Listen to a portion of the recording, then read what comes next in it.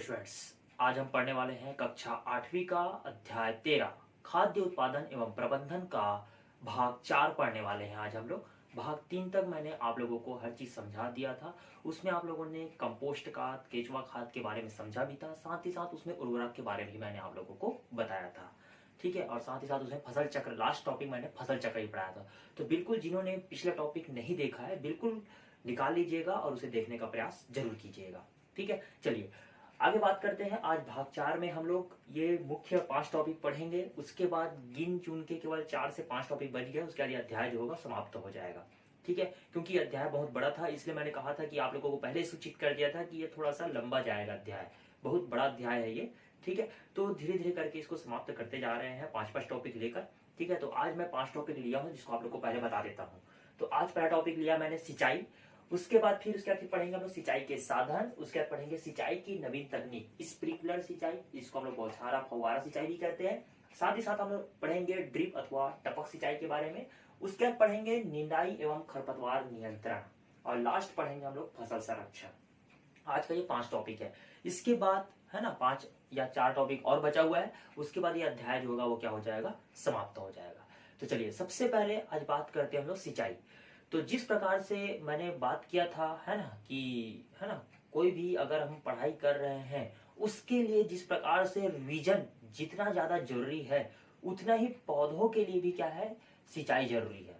ठीक है, अगर हम पढ़ाई कर रहे हैं और हम उसका रिवीजन नहीं करेंगे अच्छे ढंग से, सही ढंग से, तो उसका रिजल्ट हमेशा हमको 100% नहीं मिलने वाला। उसका रिजल्ट या तो 0 हो सकता है, या तो फिर 50% ही रह सकता है, तो 70% ही रह सकता है। इसलिए हमको जब भी हम पढ़ाई कर रहे हैं तो हमको क्या करना पड़ेगा, रिवीजन करना ही पड़ेगा, क्योंकि हमको कहते हैं ना बिना रिवीजन के डिवीजन बनने वाला नहीं है। तो उसी प्रकार से अगर हमने खेतों में अगर फसल उगा दिए हैं तो हमको उनका सिंचाई करना ही पड़ेगा, एक नियमित मात्रा में करना पड़ेगा, है ना। हम ये भी नहीं कह रहे कि अधिक मात्रा में कीजिए, हम ये भी नहीं कह रहे कि कम मात्रा में कीजिए, लेकिन सिंचाई करना ही पड़ेगा। क्योंकि आप सभी ने पढ़ लिया है कि पौधे को अपना प्रकाश संश्लेषण क्रियाकलाप करने के लिए, अपना भोजन बनाने के लिए जल, खनिज लवण और सूर्य का प्रकाश बहुत ज्यादा महत्वपूर्ण है। तो यहाँ पर जब हम पौधे जो खेतों में लगा चुके हैं, अगर उनको हम पानी नहीं देंगे, है ना, जो फसल हमने उगा रखा है उनको पानी नहीं देंगे या सिंचाई नहीं करेंगे, तो वो हमारा जो खेतों में जो फसल लगा चुके हो क्या हो जाएगा, सभी का सभी कैसा हो जाएगा, बर्बाद हो जाएगा, खराब हो जाएगा, जिससे हमको हानि हो सकती है। ठीक है, तो इसको हमें नियमित मात्रा में क्या करना चाहिए, हमको सिंचाई करते रहना चाहिए। क्योंकि है ना, अगर हम सिंचाई करते हैं खेतों में तो जो फसल है उनको क्या होता है, प्रकाश संश्लेषण की क्रिया करने में, जिससे खनिज लवण भी मिल जाता है, उसको जल भी मिल जाता है, और प्रकाश संश्लेषण की क्रियाओं के दौरान वह भोजन निर्माण भी कर लेता है, और फसलों की वृद्धि जो होती है सिंचाई करने के बाद में, उनकी जो वृद्धि होती है लगातार लगातार और लगातार होती रहती है। लेकिन सिंचाई केवल हमको पानी देना ही नहीं, उसकी मिट्टी की उपलब्धता को देखते हुए और साथ ही साथ वो किस प्रकार का फसल हम लगाए हैं, क्या उसे पानी की अधिक आवश्यकता है या पानी की कम आवश्यकता है, या तो किस प्रकार, जैसे मैंने बात किया था आप लोगों को खरीफ फसल बताया था, तो खरीफ फसल में जो फसल हम लगाते हैं उनको अत्यधिक पानी की आवश्यकता होती है। उसी प्रकार से अगर रबी फसल के बारे में बात करें तो रबी फसल को कम पानी की आवश्यकता होती है।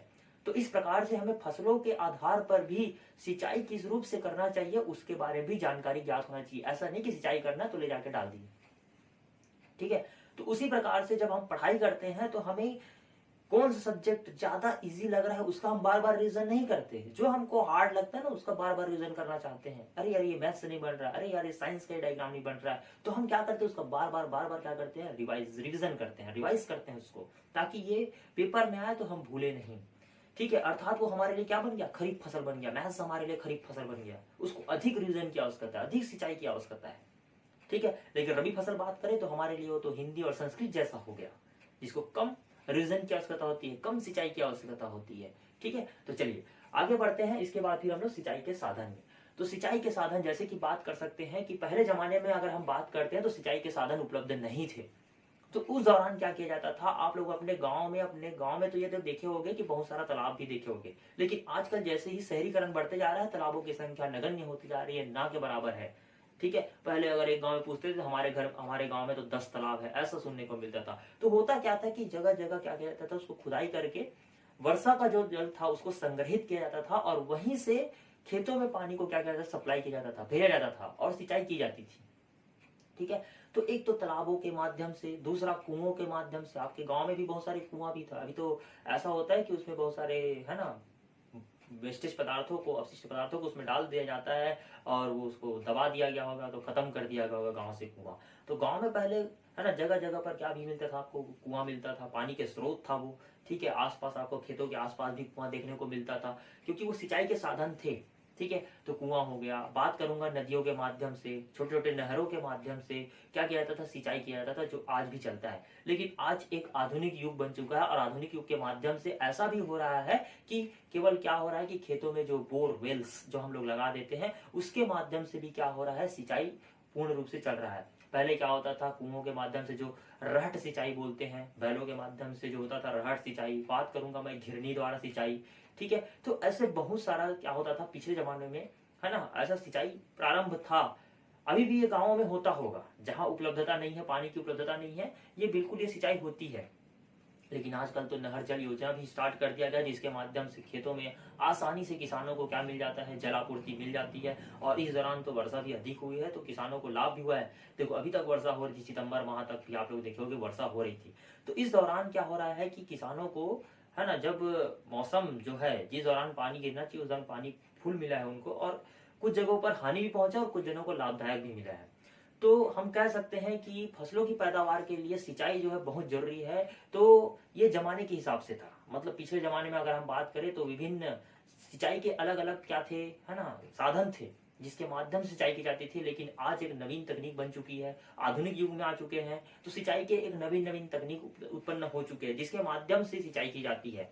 ठीक है, किस फसल को कितना, किस फसल को कितना और किस फसल को कितना पानी देना है, इसकी भी जानकारी प्राप्त हो जाती है। ठीक है, तो मैंने जैसे कहा कि बोरवेल्स, है ना, के माध्यम से भी, है ना, नलकूप के माध्यम से भी हम क्या कर रहे हैं, है ना, फसलों की सिंचाई कर रहे हैं आज के डेट में। ठीक है, अभी तो ऐसा ऐसा युक्ति तैयार कर दिया गया है कि अगर आप बिलासपुर में हो और आपका जो खेत है वो कहाँ है, दुर्ग में है, तो मोबाइल सिस्टम के माध्यम से भी आप क्या कर सकते हो, बिलासपुर में बैठे बैठे अपने दुर्ग के खेत की सिंचाई कर सकते हो, केवल एक मोबाइल फोन के माध्यम से। ऐसी ऐसी युक्तियां तैयार कर दी गई है सिंचाई के माध्यम से। ठीक है, तो इस प्रकार से हम कह सकते हैं कि सिंचाई के साधन आज के युग में बढ़ते जा रहे हैं, बढ़ते जा रहे हैं और बढ़ते जा रहे हैं, जो हम कहाँ थे और कहाँ आ गए। ठीक है, चलिए आगे बढ़ते हैं इसमें सिंचाई की नवीन तकनीकों के बारे में।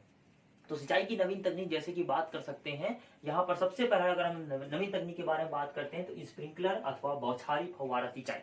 तो बौछारी फव्वारा सिंचाई क्या है, फव्वारे के रूप में, है ना, आप लोगों ने फव्वारा तो देखा होगा, है ना, निकलते हुए जल स्रोत से, है ना, या डिजाइन बनाया हुआ फव्वारा आप लोगों ने देखा होगा, कहीं ना कहीं तो बिल्कुल देखा ही होगा।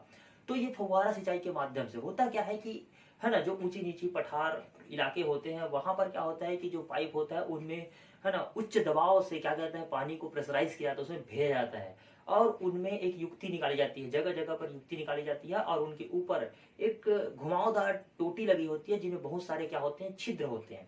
तो जैसे ही बहुत दबाव क्षेत्र से पानी को इसे भेजा जाता है तो वो ऊपर जाता है। तो ये टोटी जो है एक धुरी पर जो घूम घूम जाने वाले टोटी जो होता है जिसमें बहुत सारे छिद्र होते हैं, उनमें से पानी जो है प्रेशराइज के माध्यम से, प्रेशर के माध्यम से, दबाव के माध्यम से बाहर निकलता है और घूमता है एक धुरी पर, और पानी जो है वो क्या हो जाता है, खेतों में क्या हो जाता है, पहुंच जाता है एक बौछारा फव्वारे से। मतलब कि कह सकते हैं कि कृत्रिम बरसात बहुत कम नगण्य मात्रा में, ठीक है, कृत्रिम बरसात कराया जाता है जिसके माध्यम से, है ना, खेतों में वो जो पानी उनको मिलना चाहिए पर्याप्त मात्रा में वो पानी उनको मिलते रहता है। तो ये कहलाता है ना, क्या कहलाता है, बौछारी फव्वारा सिंचाई कहलाता है। बिल्कुल इसको याद रखिएगा, स्प्रिंकलर द्वारा सिंचाई कहते हैं जिसको हम लोग। ठीक है, आपके बुक में डायग्राम भी है, उसको बिल्कुल आप लोग निकाल के देखिएगा, बिल्कुल आपको समझ आ जाएगा। और इस बिल्कुल ये डायग्राम को आप लोग बनाएंगे और इसको लिख कर भी भेजेंगे आप लोग मुझे। ठीक है, तो क्या होता है, इसमें एक पाइप होता है और पाइप के माध्यम से इसमें उच्च दबाव के पानी को प्रेशराइज किया जाता है, दबाव के माध्यम से भेजा जाता है और इसमें बहुत सारी नलियां लगी होती है। ठीक है, ऊपर पाइप लगा होता है और उस पाइप में एक टोटी लगी होती है जिससे बहुत सारे छिद्र होते हैं और वो एक धुरी पर घूम जाए ऐसा उसको फिट किए रहते हैं। जैसे ही पानी उच्च दबाव से आता है, ये पानी ऊपर जब जाता है तो होता क्या है कि वो टोटी जो एक धुरी पर घूम रहा है वो टोटी घूमना शुरू कर देता है, और जैसे ही घूमता है फिर होता क्या है कि उसमें से पानी जो है वो क्या निकलता है, बाहर निकलता है और फव्वारे के रूप में बाहर निकलता है। तो इस प्रकार से वो खेतों की क्या हो जाती है, कृत्रिम बरसात के रूप में क्या होती है, सिंचाई हो जाती है और बहुत नगण्य रूप में, और अच्छा खासा उसको क्या मिल जाता है, पानी की उपलब्धता मिल जाती है उस फसल को अपना पैदावार कराने के लिए। ठीक है, अगला बात करते हैं इसमें ड्रिप अथवा टपक सिंचाई। अब ड्रिप अथवा टपक सिंचाई मतलब यहीं पर बात हो रहा है कि है ना, जिस फसल को कम पानी की आवश्यकता है उसमें ड्रिप और टपक सिंचाई। जैसे कि मैं बात कर सकता हूँ कि आपने महादेव का वो लिंग देखा होगा, ठीक है, शिवलिंग जिसको बोलते हैं, उसके ऊपर जो लोटा लगा रहता है उसमें देखोगे पानी टपकते हुए देखा होगा आप लोगों ने, टप टप करके टपकते रहता है, पानी भर दिया जाता है। बस उसी प्रकार से यहाँ पर होता क्या है कि है ना, फसलों के जो बीज होते हैं जहां पर है ना, जिनको कम पानी की आवश्यकता है, वहां पर क्या होता है कि जो पाइप लगी होती है उनमें छोटे छोटे छोटे छोटे ड्रॉपर मतलब बूंद है ना, उसमें टोटी जो लगी होती है उसमें एकदम छिद्र होता है, जिसके माध्यम से पानी जब उसमें से गुजरता है तो बूंद बूंद करके वही भाग जहां पर पौधे लगे हुए हैं, जिनके बीज लगे हुए हैं, वहीं पानी की आपूर्ति हो जाती है और पौधा जो है धीरे धीरे करके क्या हो जाता है, पानी लेकर विकसित जाता है। कई बार ऐसा होता है कि हम पानी जो है वो क्या कर देते हैं है ना, पूरा खेतों में भर देते हैं। कई बार ऐसा होता है कि जो बीज है ना विकसित होना चाहिए था वो बीज विकसित नहीं हो पाता पानी की अधिक उपलब्धता होने के कारण से, और बीज सड़ जाता है पानी में, बहुत देर तक पानी में रहेगा तो सड़ेगा, सीधी सी बात है। तो किस बीज को कितनी पानी की आवश्यकता है उसके आधार पर इन जो सिंचाई की जो नवीन तकनीकें हैं इनका उपयोग करके फसल की पैदावार को क्या किया जाता है, बढ़ाया जाता है, जिससे किसानों को बहुत ज्यादा क्या होता है, फायदा होता है, लाभ मिलता है। ठीक है, चलिए अगला बात करते हैं इसमें निंदाई एवं खरपतवार नियंत्रण। तो निंदाई मतलब समझते होंगे कि है ना, क्या किया जाता है कि खेतों में कुछ अवांछनीय पौधे उगाते हैं, है ना, खेतों में फसलों के साथ जो होता है कुछ अवांछनीय पौधे उगाते हैं जिनको हम लोग खरपतवार या बनबूटा कहते हैं। तो इन खरपतवार और बनबूटा को हमको क्या करना पड़ता है, खेतों से चुन चुन कर है ना निकाल कर फेंकना पड़ता है, जिसे हम लोग क्या कहते हैं, निंदाई कहते हैं। क्या कहते हैं, निंदाई। ठीक है, निंदाई करने गए हैं, ऐसा सुना होगा आप लोगों ने, निंदाई करने गए हैं खेत में, तो फसल जो होते हैं उनके साथ में कुछ अलग अलग से पौधे और नजर आते होंगे, ठीक है, जिनको हाथों से चुन कर या और किसी उपकरण के माध्यम से क्या कहते हैं उसको बाहर किया जाता है, निकाला जाता है उसको, है ना, तोड़ तोड़ कर खोद कर जैसा भी है उसको बाहर किया जाता है खेतों से। तो उनको हम लोग क्या कहते हैं, निंदाई कहते हैं। मैंने कहा कि खेतों में फसलों के साथ उग आए अवांछनीय पौधों को, उसको हम लोग क्या कहते हैं, खरपतवार। उसी प्रकार से क्लास में भी खरपतवार होते हैं। अब क्लास में कोई स्टूडेंट खरपतवार कैसे हो सकता है, होता क्या है कि जब हम पढ़ाते रहते हैं और कोई स्टूडेंट जो है बिल्कुल सुनता ही नहीं है, वो एक दूसरे को डिस्टर्ब करते रहते हैं, जो समझ रहा है उसको चिमटी काटते रहता है, मस्ती करते रहता है, तो वो खरपतवार है। जो अगले को जो पढ़ रहा है उसको क्या कर रहा है, वो है ना व्यवधान उत्पन्न कर रहा है उसके पढ़ाई में, तो वो हमारे लिए क्या हो गया, खरपतवार हो गया। तो मैं कौन हो गया, किसान हो गया। तब क्या करूंगा, मैं उसका निंदाई कर दूंगा। निंदाई मतलब उसको क्लास से बाहर कर दूंगा, क्योंकि वो क्या कर रहा था, जो फसलों की पैदावार हो रही थी, जो पढ़ाई हो रहा था, उसमें क्या कर रहा था, व्यवधान उत्पन्न कर रहा था। तो मैंने उस खरपतवार को उठाया और क्लास से क्या कर दिया, बाहर कर दिया, क्योंकि आपको यहाँ रहने की आवश्यकता नहीं है। अगर आप यहाँ रहोगे तो अगला जो पढ़ रहा है उसके पढ़ाई में आप क्या करोगे, व्यवधान उत्पन्न करोगे, बाधा उत्पन्न करोगे, जिससे उसको हानि हो सकती है। उसी प्रकार से अगर वो खरपतवार खेत में है, जो अन्य फसल है ना, फसल के साथ में जो अन्य पौधा उगाया है, वो खरपतवार जो खेत में है, तो वो क्या करेगा, फसलों के जो पोषक तत्व है उनको वो ग्रहण करेगा वो खरपतवार, और उसको क्या कर देगा, जो फसल है उसको क्या कर देगा, बर्बाद कर देगा। तो फसल को बर्बाद होने से बचाने के लिए उन खरपतवार को उखाड़ कर मुझे फेंकना ही पड़ेगा। उसी प्रकार से जो पढ़ाई चल रहा है उसमें वो बच्चा जो बैठा हुआ है क्लास में, जो पढ़ाई कर रहा है, उसके पढ़ाई में अगर आप बाधा उत्पन्न करोगे तो आपको क्लास में बैठने की कोई आवश्यकता नहीं, आप क्लास से बिल्कुल बाहर जा सकते हो। तो वो खरपतवार हो गया मेरे लिए, जिसको मैंने क्लास से भेजा। तो किसान के लिए वो खरपतवार हुआ जिसको उसने किसान ने क्या किया, खेतों से उखाड़ कर क्या कर दिया, बाहर फेंक दिया, वो खरपतवार हो गया, वही कहलाता है निंदाई, और मैं कर देता हूँ पिटाई। ठीक है, चलिए आगे बढ़ते हैं इसमें। तो यहाँ पर खरपतवार नियंत्रण। अब खरपतवार नियंत्रण किस प्रकार से किया जाए, तो खरपतवार का नियंत्रण करना बहुत जरूरी है। अगर हम खरपतवार नियंत्रण नहीं करेंगे तो फसलों को बहुत ज्यादा क्या हो सकता है, नुकसान हो सकता है। अब नुकसान किस प्रकार से हो सकता है, जैसे कि बात कर सकता हूं मैं, अगर हम अभी बात किया मैंने कि अगर नुकसान है ना, देखा होगा आप लोगों ने, फसल जो पैदावार होता है अगर वो हमने निंदाई नहीं किया तो वो क्या करेगा, एक दूसरे के पोषक तत्वों को ग्रहण करेंगे, हो सकता है कि उसमें कीड़े लग जाए, फसल जो है बर्बाद हो जाए। तो ऐसे बहुत सारे कारण हो सकते हैं, तो इसलिए उनका नियंत्रण करना बहुत जरूरी है। तो या तो हम लोग क्या करते हैं, हाथों से उखाड़ कर फेंक देते हैं, या तो किसी साधन या सुविधा हमारे पास उपलब्ध है उसके माध्यम से, या तो हम जीवाणुनाशक, कीटाणुनाशक या खरपतवार नाशी जो है उसको हम क्या करते हैं, खेतों में छिड़काव कर देते हैं, जिससे वह वही मर जाता है और वह उग नहीं पाता। तो ऐसे बहुत सारे प्रोसीजर हैं जिसको हमको क्या करना पड़ता है, कृषि जो पद्धतियां हैं, जो उपकरण हैं, और जो भी वहां पर कीटनाशक दवाई है उपलब्ध जो भी है, उसको हमको ग्रहण करना पड़ता है, लेना पड़ता है, और उसको खेतों में डालना भी पड़ता है। ठीक है, तो जिस प्रकार से क्या होगा, अगर हम इसका प्रयोग करेंगे तो हमारे खेतों का जो पैदावार है, जो फसलों का पैदावार है, वो सबसे सर्वाधिक होगा और अच्छा होगा, और उससे किसानों को क्या होगा, लाभ होगा। ठीक है, चलिए आगे बढ़ते हैं इसमें फसल संरक्षण। अब फसल संरक्षण क्यों आवश्यक है, जैसे कि बात कर सकते हैं फसल संरक्षण। तो फसलों का संरक्षण करना बहुत जरूरी, नाम से स्पष्ट है फसल संरक्षण, तो फसलों का संरक्षण करना बहुत जरूरी है। अगर हमने खेतों में फसल को लगा दिया है और छोड़ दिया है तो हो सकता है वहां पर जो भी जंतु है ना, या और जो प्राणी हैं वो क्या कर सकते हैं, फसलों को बर्बाद कर सकते हैं। तो फसलों को बर्बाद होने से बचाने के लिए हमको उनको संरक्षण करना बहुत जरूरी है। ठीक है, जिस प्रकार से आप अपने क्लास में चार दीवारी के अंदर बैठते हो, उस चार दीवारी के अंदर बैठकर ही क्या करते हो, पढ़ाई करते हो, जिससे आपके पढ़ाई का जो है ना कॉन्सेंट्रेशन है वो क्या रहता है, फोकस रहता है, टीचर के ऊपर जो समझाया जा रहा है उस पर फोकस रहता है। अगर आपको खुले आसमान के नीचे है ना बाकायदा एकदम ग्राउंड में बैठा दिया जाए तो होगा क्या, गाड़ी वाला इधर से आएगा तो उधर आपका ध्यान भागेगा, कोई कुत्ता भौंक रहा है उधर ध्यान जाएगा, है ना, और कुछ प्राणी कहीं से आवाज कर रहा है उधर आवाज जाएगा, या कहीं झगड़ा हो रहा है उधर आवाज आ रहा है तो उधर जाएगा आपका ध्यान। तो इसीलिए आपको क्लास में चार दीवारी के अंदर बंद करके पढ़ाया जाता है ना, क्लासरूम में, ताकि आपका ध्यान केवल कहाँ रहे, टीचर तक और उस ग्रीन बोर्ड तक ही ध्यान रहे आपका। ठीक है, इधर इधर आपका ध्यान ना भटके, इसलिए आपको है ना उस चार दीवारी के अंदर आपको पढ़ाया जाता है। ठीक है, उसी प्रकार से किसान भी क्या करता है, खेतों में जो फसल उगाए हैं उनको नुकसान ना हो इसलिए वो क्या करता है ना, उसके चारों तरफ क्या बना देता है, मेढ़ बना देता है।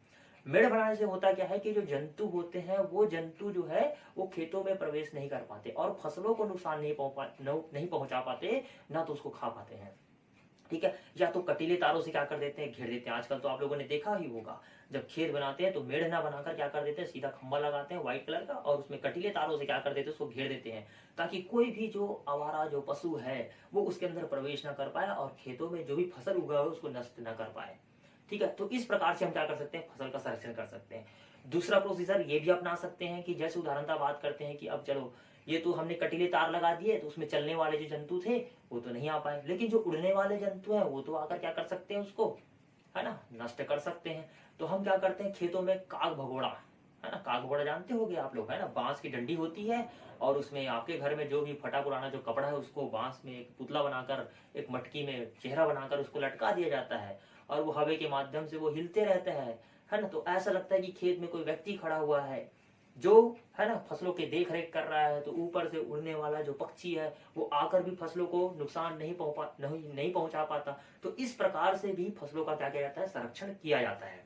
ठीक है, और बात कर सकता हूँ, चलो ये तो हो गया आपने चलने वाले जंतु से बचाने के लिए, उड़ने वाले जंतु से बचाने के लिए। अब जो सूक्ष्म जीव वहां उत्पन्न हो जाएगा उसको कौन खत्म करेगा, तो उसके लिए हमें कीटनाशक जो है ना दवाई होता है, कीटनाशक, जीवाणुनाशक, है ना, खरपतवारनाशी इत्यादि का हमको क्या करना पड़ता है, संरक्षण करने के लिए इस्तेमाल करना पड़ता है। वो भी मीडियम मात्रा में, मध्यम मात्रा में उपयोग करना पड़ता है, जिसके हम खेतों में क्या कर देते हैं, उसको डाल देते हैं, जिसके माध्यम से वो जो खरपतवारनाशी, जो जीवाणुनाशी इत्यादि जो थे वो क्या हो जाते हैं, नष्ट हो जाते हैं, कवकनाशी नष्ट हो जाते हैं, जिसके माध्यम से फसल की पैदावार जो होती है वो अच्छे से हो जाती है।